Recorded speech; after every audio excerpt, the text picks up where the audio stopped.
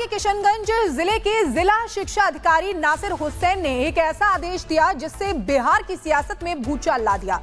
दरअसल जिला शिक्षा अधिकारी ने स्कूल में उर्दू पढ़ाने का आदेश दिया है, जिसने नए सियासी विवाद को जन्म दे दिया है। रिपोर्ट में पूरी खबर देखिए।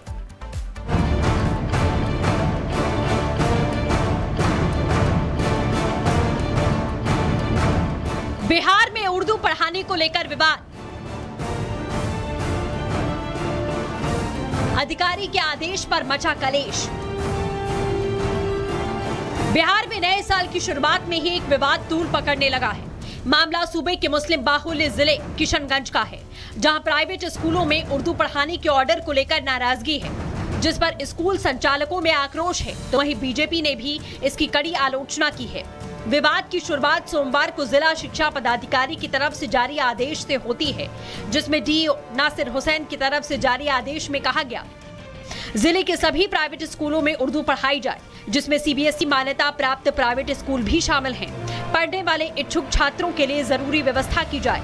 अनुपालन रिपोर्ट बिहार शिक्षा परियोजना कार्यालय को दी जाए। इस दौरान आदेश में डीईओ नासिर हुसैन की ओर से इस बात का हवाला दिया गया कि एक बैठक में उन्हें किशनगंज के विधायक की तरफ से अवगत कराया गया कि अल्पसंख्यक बाहुल्य जिले के बाद भी यहां के प्राइवेट स्कूलों में उर्दू की पढ़ाई नहीं हो रही, जिस पर अधिकारी से जरूरी कार्रवाई करने के लिए कहा गया, जिस पर डीईओ का आदेश आया। वहीं इस मामले में विवाद की शुरुआत हुई, जहां डीईओ के आदेश पर स्कूल प्रबंधनों ने अपनी सहमति जताई, साथ ही इस आदेश को जल्द से जल्द रद्द करने की मांग की। न तो उनको अधिकार क्षेत्र है इनका कि आप कोई भी चिट्ठी सीबीएसई वाले नॉर्म्स को आप दे कि मैं हरिनगर विधानसभा दिल्ली का निवासी हूं। उस समय उसका वोट सुल्तानपुर में नगर पालिका की परिषद की जो वोटर लिस्ट है उसमें भी दर्ज है और इसके परिवार के वोट हैं। मकान नंबर 944, मोहल्ला धबड़िया, राधिका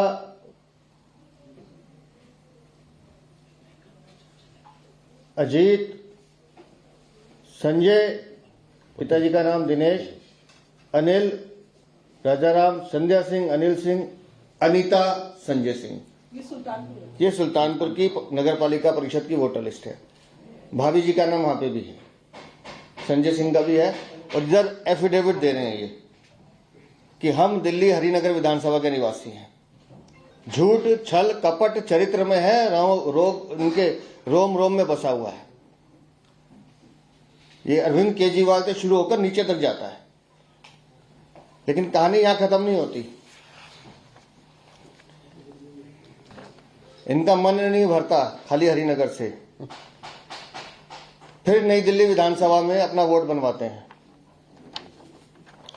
ये संजय सिंह, नई दिल्ली विधानसभा, फोटो देख लीजिएगा। Voter number 511, epic number SJE 1793941।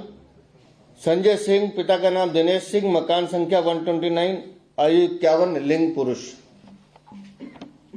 ये संजय सिंह एक साथ नई दिल्ली में वोट, इससे इधर वाली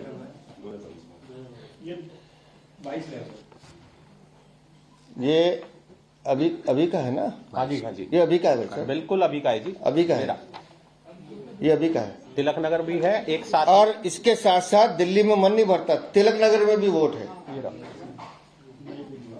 ये नई दिल्ली, ये तिलक नगर। फर्जीवाड़ा देखिए इनका, झूठे मक्कार फर्जी लोग। अब यहाँ पर संजय सिंह का वोटर लिस्ट नंबर है 42, एपिक कार्ड नंबर सेम है जो मैंने पहले बोला। संजय सिंह, पिता का नाम दिनेश सिंह, मकान संख्या WZ5, आयु 51, लिंग यहाँ पे भी पुरुष ही है।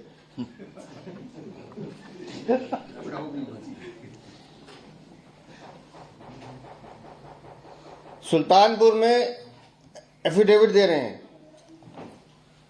राज्यसभा का, तो सुल्तानपुर हरिनगर बता रहे हैं। सुल्तानपुर नगर पालिका परिषद में वोट है, तिलक नगर, बाद में ये हरिनगर तिलक नगर हो गया। और ये नई दिल्ली।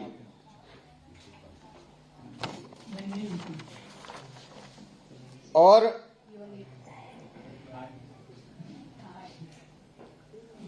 भाभी जी के साथ वोट देके निकले, वो दिखा दो सर पीछे। अच्छा देखिए, नई दिल्ली में वोट दिए भाभी जी के साथ, वो फोटो देख लीजिए। संजय सिंह ने ट्वीट। तिलक नगर में वोट है, वोट डाल रहे हैं नई दिल्ली में।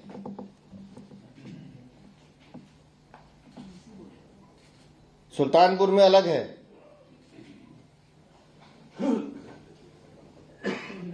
कैसे कैसे जिताएंगे भाई आम आदमी पार्टी को।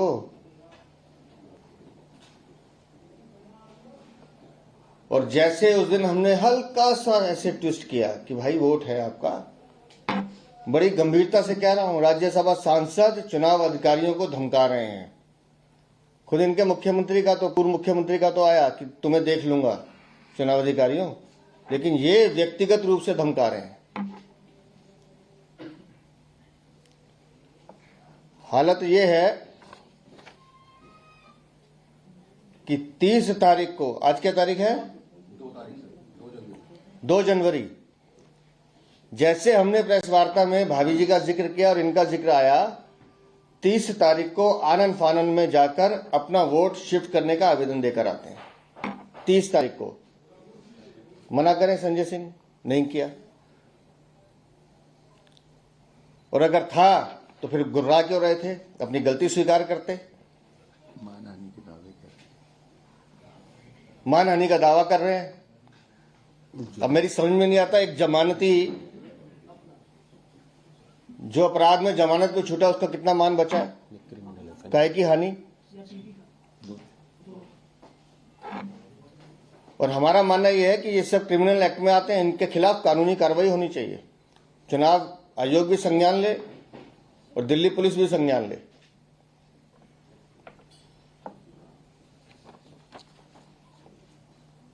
ये है संजय सिंह।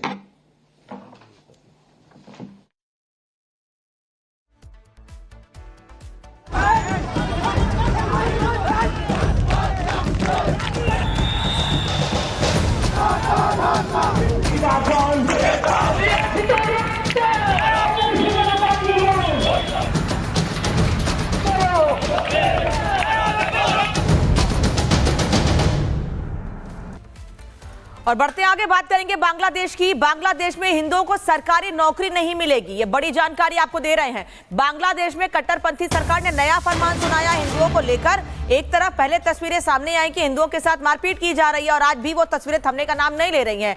और अब बांग्लादेश में हिंदुओं को नौकरी तक नहीं मिलेगी सरकारी। पहले सरकारी नौकरी पर बड़े पदों पर बैठे हिंदुओं को उनके पदों से हटाया गया और उसके बाद जबरदस्ती की गई उनके साथ कि अपने पद को छोड़ें। और अब उसके बाद ये फैसला लिया गया यूनियन सरकार की ओर से, जो खैर फैसला खुद नहीं लेते हैं, वो कठपुतली है कट्टरपंथियों के हाथों की, और जो फैसला उन पर थोपा जाता है, जिसके लिए उन पर प्रेशर बनाया जाता है, वो उसे लागू कर देते हैं। यही वजह है कि बांग्लादेश में अब हिंदुओं को सरकारी नौकरी नहीं देने की बात कही गई है। बांग्लादेश में जो लोग, जो हिंदू लंबे समय से रह रहे हैं, जो लगातार अब टारगेट पर थे, अब उनको एक बार फिर अलग तरीके से परेशान करने की कोशिश की जा रही है। और कोशिश ऐसे कि बड़ा फैसला ले लिया है यूनुस सरकार ने कि बांग्लादेश में